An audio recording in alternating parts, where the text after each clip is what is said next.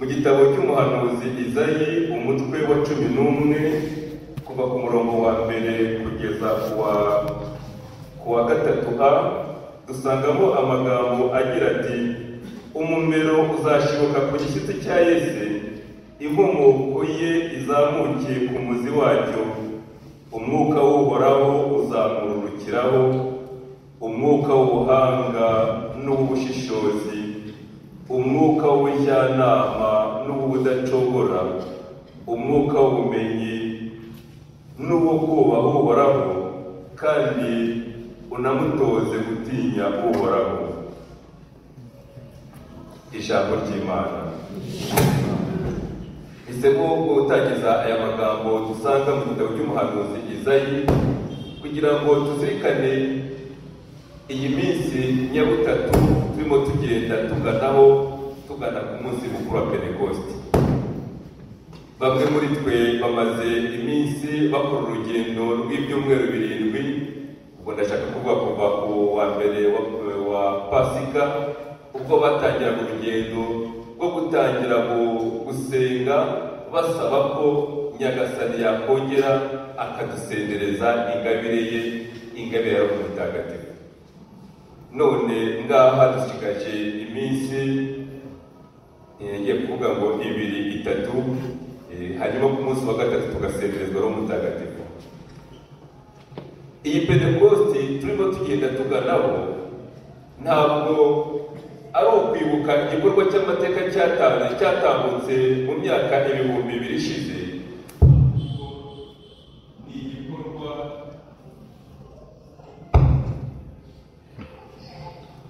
Ahubwo ni igikorwa Nyagasani arimo gukora uyu munsi, ashaka gusohoza no kurangiza mu buzima bwanjye no mu buzima bwawe. Nyagasani aracyambariye kudusendereza ingabire za Roho Mutagatifu kugira ngo mu buzima bwacu dukomeze twivugurure, dukomeze twakire ubuzima bushyashya, bityo dushobore gusubiza umuhamagaro wacu muri Kiliziya mu bihe bya none. Uyu muhanuzi Izayi igihe yavugaga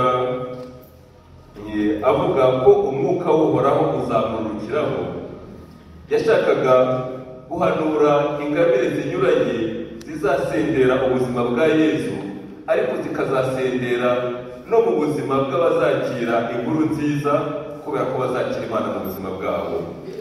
Nibyo umuhanuzi Yoweli avuga ngo muri iyo minsi nzasendereza umwuka wanjye ku cyitwa ikiremwa cyose. Muri ibyo bihe nzasendereza umwuka wanjye ku cyitwa ikiremwa cyose, kandi ibyo bihe Nyagasani azasendereza umwuka we ku biremwa byose. Ni ibihe byacu turimo kuva kuri Pentekoste. Amen. Nyagasani mu bubasha bwa Roho Mutagatifu aracyaduha ingabire y'ubuhanga kugira ngo itume twumva kandi turyoherwa n'Imana, dusobanukirwe, twumve ububasha bw'Imana. Nk'uko Salomoni yasabye ingabire y'ubuhanga, Nyagasani akayimuha, maze akamuha kwegura umuryango w'Imana kandi agaca imanza zitabera akurikije ubutabera. Ingabire y'ubuhanga. Nyagasani aracyadusendereza ingabire y'ubwenge, de l'intelligence, ituma dusobanukirwa n'amahame y'ukwemera kwacu. Iyi ngabire umuntu umaze kuyakira, iyi ngabire y'ubwenge, asobanukirwa n'ibigendanye n'ukwemera, bityo ntatwagwe naho bavuga ngo aha hari Imana, hariya hari Imana, ngo ahora arimo kujarajara, kubera ko agenda asobanukirwa anaryoherwa n'ibigendanye n'ukwemera kwa Kiliziya, kandi akumva birimo biramucengera. Nyagasani mu ngabire ze, muri Roho Mutagatifu aracyadusendereza ingabire y'ubujyanama. Twamaze kubyumva, umuhanuzi Izayi nawe yari amaze kubitubwira. Iyi ngabire y'ubujyanama ni ya ngabire ituma dusobanukirwa no gushaka kw'Imana, ariko tugashobora no gutanga inama nziza. Hari igihe umuvandimwe akaza aje kwegera abavandimwe, abamuha serivisi, kumwakira ngo bamutege amatwi, ugasanga mu rugendo yagenze yagiye agisha inama ahantu hanyuranye, ariko inama nyinshi ugasanga zaramuyobeje, zaramudindije, cyangwa se agiye gushaka inama yamuhuza n'Imana, agenda afite ikibazo kimwe, asanga we agiye kugisha inama afite bitatu, atahana ibibazo bine. Muri makeya asanga ntacyo bimufashije. Iyi ngabire y'ubujyanama idufasha gutanga inama nziza, inama zubaka, tukarenga uko twiyumva n'ibyacu, tugashobora kuyobora abantu ku Mana. Amen. Muri Roho Mutagatifu, Nyagasani aracyaduha ingabire y'ubudacogora. Iyi ndaza kuyigarukaho nitwigira imbere, kuko iyi ngabire y'ubudacogora turacyayikeneye. Iyi ngabire y'ubudacogora, cyangwa mu Gifaransa bayita le don de la force, idufasha gukomera mu kwemera kandi ntiducike intege kuzagera ku ndundo y'ubuzima bwacu. Ingabire y'ubudacogora ndaza kuyigarukaho. Turimo tugenda tugana kuri Pentekoste, turacyakeneye ko Nyagasani anaduha ingabire y'ubumenyi iba kugenda zibabwira, kugira ngo umunsi tuzadupfukamye turimo dusaba ko Nyagasani dusendera, muzamenye n'ingabire musebezo mukeneye. Yego, aduha ingabire y'ubumenyi, le don de la connaissance, idufasha guhishurirwa ibikorwa by'Imana. Iyi ngabire y'ubumenyi muzakunda kubona abavandimwe bagerageza ingabire yo gusabira abarwayi bayakira kandi bakayikoresha. Muribuka nanone igihe Yesu yaganiraga n'uriya mugore wo kuri Samariya, igihe atangiye kumubwira ngo ufite abagabo bangahe? Ufite abagabo batanu, ariko n'ubutunzi ubu ngubu nawe si uwawe. Yari amurikiwe n'iyi ngabire. Hanyuma tuzakenera ingabire y'ubusabanyiramana, iduha kwiyumva ko turi abana b'Imana.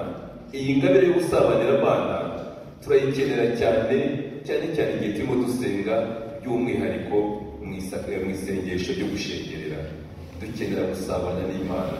Muzakunda kubona abantu bagera imbere ya Yesu, ugasanga mu gihe ageze imbere ya Yesu akumva hari ibindi bintu byumva arimo kumuhagurutsa, akumva ararambiwe, agatangira kwayura, akumva ashaka kugenda. Niba wiyumva kuri ubu buryo, nawe ukeneye ingabire y'ubusabanyiramana kugira ngo ushobore gutuza imbere y'Imana, wumve uri imbere y'umubyeyi wawe, kandi wumve uri nk'umwana mu biganza by'umubyeyi. Amen. Ingabire y'ubusabanyiramana. Roho Mutagatifu kandi dukeneye ko aduha ingabire y'icyubahiro cya Nyagasani, cyangwa igitinyiro cya Nyagasani, la crainte de Dieu, ituma twanga icyaha, ikaduha kuramya Imana no guca bugufi imbere y'Imana. Iyi ngabire y'igitinyiro cya Nyagasani idufasha no kubaha ibintu ahantu hatagatifu, abantu batagatifu n'ibikoresho bitagatifu. Igitinyiro cya Nyagasani, iyi ngabire ni nayo izadufasha igihe twinjiye mu rusengero, mu kiliziya nk'uku tukamenya ko mu kiliziya hatuyemo Imana, tugaca bugufiya tukaramya Imana. Iyi ngabire niyo izatuma igihe uzaba wicaye hano mu kiliziya muri iyi shapeli cyangwa mu yindi, waje gusenga cyangwa uje gusuhuza Yesu, ukumva telefone irimo gusona hari inyuma, udahita ushyira ku gutwi utangire kuyitaba, kubera ko uzavuga ngo ahantu uhagaze ni ahantu hatagatifu, hahandi uhoraho yabwiye gusa ngo aho hantu uhagaze ni ahantu hatagatifu, kuramo inkweto zawe. Ntabwo twahitabira telefone cyangwa tuhakorera ibindi. Ibi byose tubifashwa n'iyi ngabire y'igitinyiro cya Nyagasani. Amen. Amen. Iyi ngabire kandi y'igitinyiro cya Nyagasani izadufasha no kugira uko twitwara, kugira uko twambara, kugira uko mbese indi migenzereze ikwiye umuntu ugeze ahantu hatagatifu, ikazanadufasha no kumenya ko natwe ubwacu dutuwemo n'ingoro y'Imana, ko dutuwemo n'Imana, bityo ikazanadufasha kugira ibyaha turwana kugira ngo dukore ibishoboka byose tutabigwamo, tugiriye Nyagasani utuye muri twebwe, gukora igitinyiro dufitiye Imana. Ntabwo murumva umuntu wari ugiye kugwa mu cyaha akubwira ngo ariko ndumva Nyagasani arimo kundeba, ibi ntabwo nabikora, ndumva utinya Nyagasani, ugiriye icyo uri cyo, ugiye isakaramentu wahawe, avuga ati abatisimu n'andi masakaramentu wahawe, unagiriye kuri umukristo. Nari mvuze rero ngiye gutinda gatoya ku ngabire y'ubudacogora, nayo ntabwo ntibitindeho kubera ko uyu mukuru ntabwo nshaka ko dutinda kuri gahunda ngiye kubabwira mu kanya, ariko reka nivugiye ku ngabire y'ubudacogora. Bavandimwe, dusomye ibihe bya none, tukareba imihindagurikire y'ibihe, tukareba uko abantu bagira gutya bagatakaza ukwemera, dukeneye ingabire y'ubudacogora. Iyi ngabire y'ubudacogora ni ya yindi izadufasha gutwaza, ndetse no mu bihe bikomeye ukavuga ngo Nyagasani aracyakunda. Ingabire y'ubudacogora, iyi ngabire y'ubudacogora niyo izadufasha ugatangira gusenga ukiri mutoya. Ndabona abana bari hano, ukazasenga umaze kuba umukobwa w'inkumi cyangwa umaze kuba umusore, ariko twazongera guhura umaze no kuba umubyeyi tugasanga uracyavuga Imana.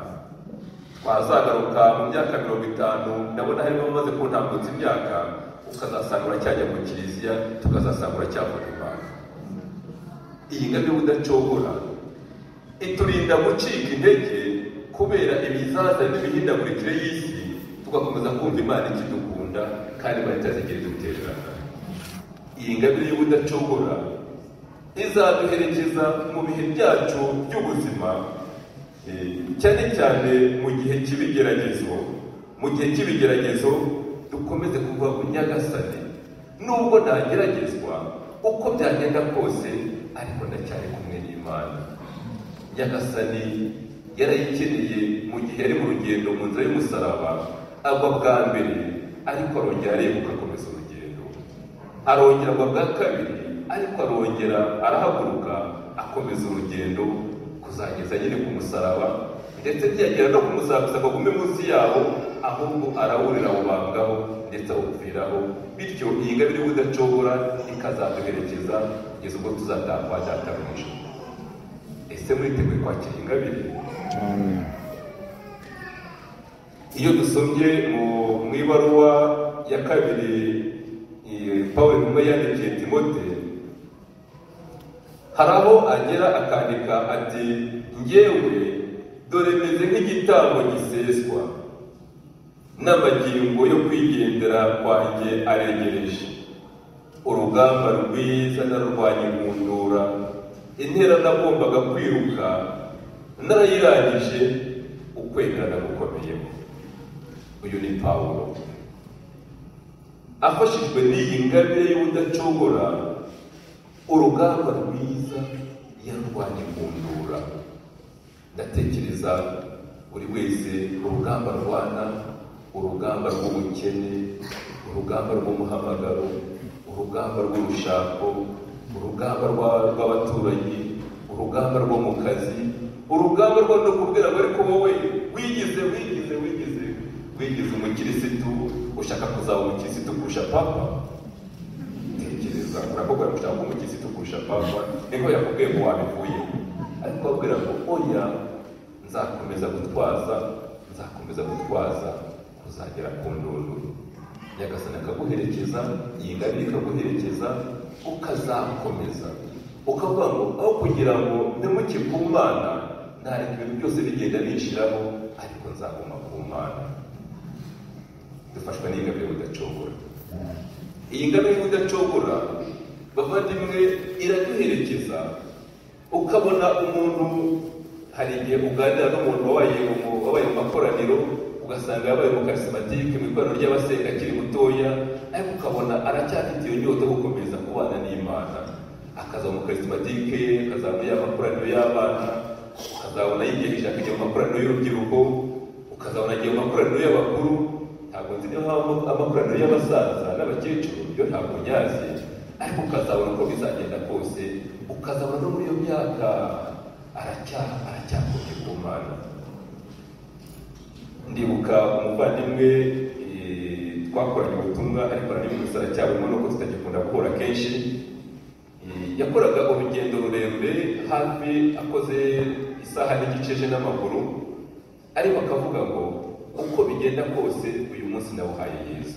Twakorana ubutumwa bwo kuwa kane bwo kwakira abantu muri gutega amatwi. Mumenye ari mu gihe gifite imbaraga y'imyaka 50, ariko bari hafi 60 na 70, ariko aracyatira kuvuga ngo ndaje, akiga mu butumwa kuwa kane mu gitondo, ariko akanaraza Yesu. Wamubwira ngo se bite, akabwira ngo uyu munsi nawuhaye Yesu, kandi igihe cyose ntibishoboye ntabwo nzabisubiza, kuko uyu munsi ntabwo ari uwanjye. Ingabire udacogora, ugatwaza. Ngatangazwa no kuba Nyagasani yamuherekezaga muri ubwo butwari bwe. Hari igihe akubwira ngo nananiwe, ariko nabwiye Yesu ngo ndagiye, ariko kandi ndabizi ko aza kumbikirwara. Ngo nagiye kubona ngo mbona imotiraje ugeze iruhande urahagaragara, ngo ariko mukecuru mbaretse nkagutwara, ubona uko bahita bambara ifite bahita bageza aha ngaha.